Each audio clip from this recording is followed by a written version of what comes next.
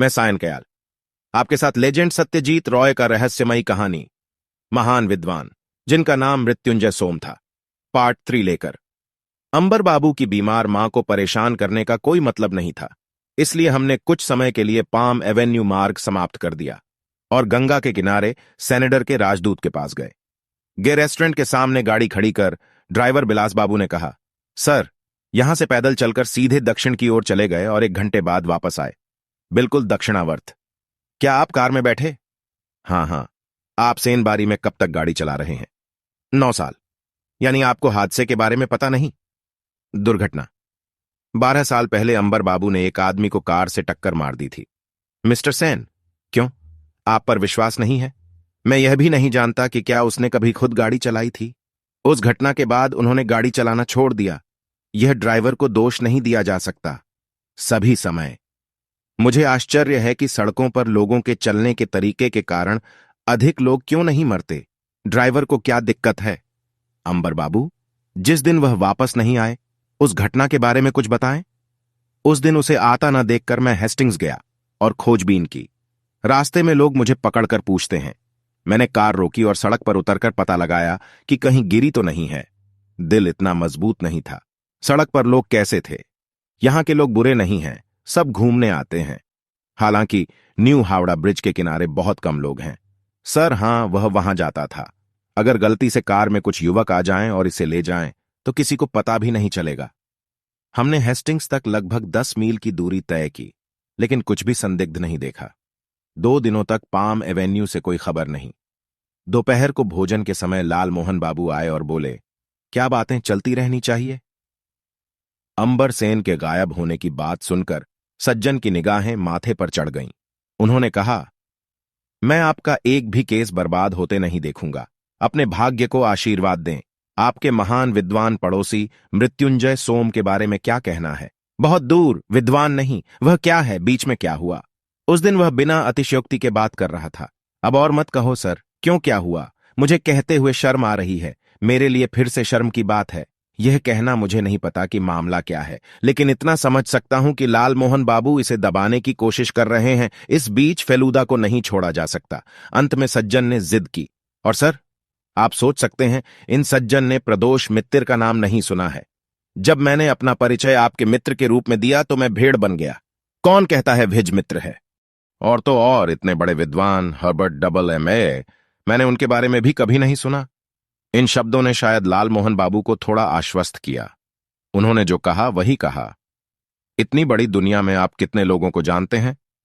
और सज्जन ने संभवतः अपना अधिकांश समय विदेश में बिताया, तो माफ किया जा सकता है। आप क्या कहते हैं? हमारी बातचीत के बीच में ही पाम एवेन्यू से फोन बजा। अंबुज सेन। सज्जन के नाम एक गुमनाम पत्र आया है। सज्जन ने इसे फोन पर पढ़ा। कल शुक्रवार शाम 3:30 बजे प्रिंसेप घाट के दक्षिण पूर्व कोने पर 100 टका के नोटों में 2000 टका से भरा बैग छोड़ दें। अंबर सेन को सुरक्षित वापस लाने का यही एकमात्र तरीका है। पुलिस या गुप्तचरों की सहायता लेने से भयंकर परिणाम होंगे। फेलुदा ने फोन पर कहा, अभी कोई फैसला लेने की जरूरत नहीं है मिस्टर सेन। अभी 24 घंटे बाकी हैं। मुझे बीच में कुछ काम करना है। मैं कल दोपहर 2 बजे तक आपके घर आऊंगा और आपको बताऊंगा कि आपकी तरफ से क्या करना है। लेकिन हां, पैसों का इंतजाम कर लो, बहुत जरूरी है। लेकिन फेलुदा के फोन रखने के बाद श्री लाल मोहन बाबू ने कहा कि उन्होंने जासूस के बारे में फैसला सुनाया है। फेलुदा ने सिर्फ इतना जवाब दिया, मुझे पता है। चीजें रॉकेट की गति से आगे बढ़ रही हैं। मैंने भी नहीं सोचा था कि ये पैसे चुकाए बिना कोई रास्ता है।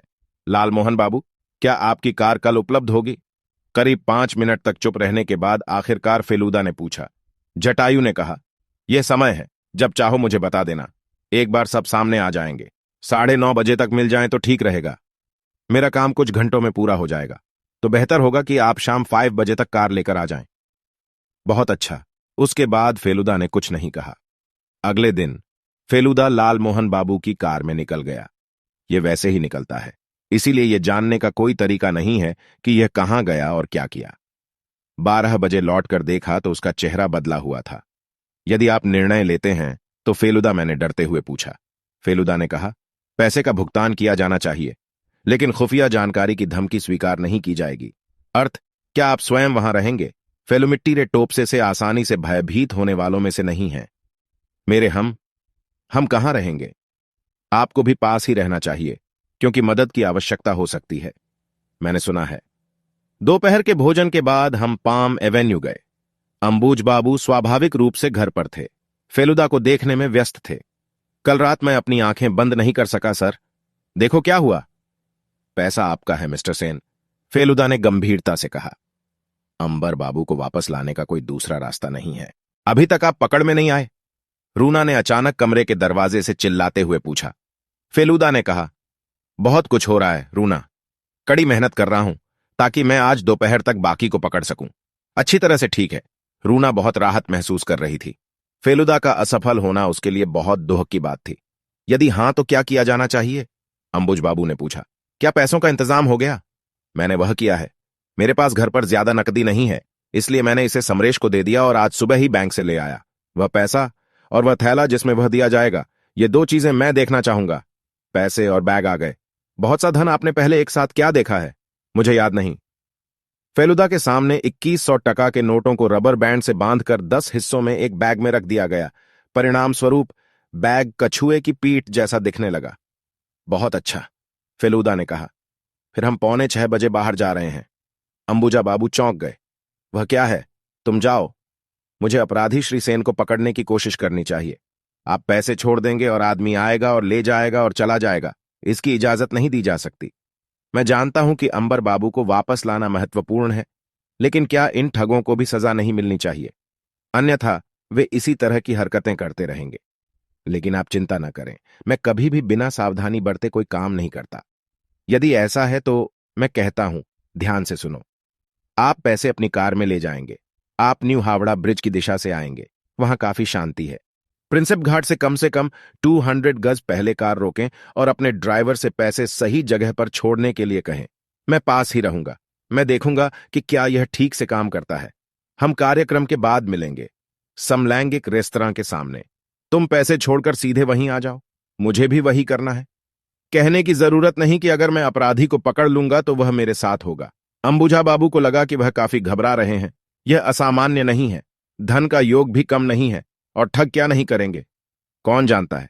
दोपहर 4:30 लाल मोहन बाबू के आने के बाद फेलुदा के पहले शब्द थे, सर, मुझे ऐसा अनोखा केस कभी नहीं मिला।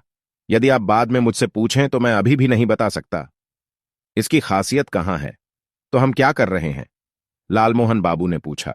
सुनना, फेलुदा ने कहा, ध्यान से। तुम भी सुनो टॉपसी। 5:30 आप और टॉपसे अपनी कार से समलैंगिक रेस्तरां की ओर जा रहे हैं। अपने स्वाद के अनुसार भोजन करने के बाद आप रेस्तरां से बाहर निकलेंगे और प्रिंसेप घाट की ओर दक्षिण की ओर चलेंगे। कार को रेस्तरां के सामने छोड़ दें। थाम वाला घाट पहुंचने से ठीक पहले आपको दाहिनी ओर एक गुंबददार बैठक कक्ष दिखाई देगा। दोनों वहां प्रवेश करेंगे और बेंच पर बैठेंगे। आप ऐसा महसूस करना चाहते हैं जैसे शाम की सैर और वायु सेवन के अलावा आपका कोई अन्य उद्देश्य नहीं है। घाट पर नजर रखो, लेकिन ध्यान मत दो। शायद यही आपका लक्ष्य है। फिर कट ऑन के 10 मिनट बाद वह वहां से उठकर अपनी कार में वापस आ जाएंगे। मैं भी तुमसे वहीं मिलूंगा। कृपया अंतिम पाठ के लिए इंतजार करें। और हमारा स्टोरी अच्छा लगा तो चैनल को सब्सक्राइब करें।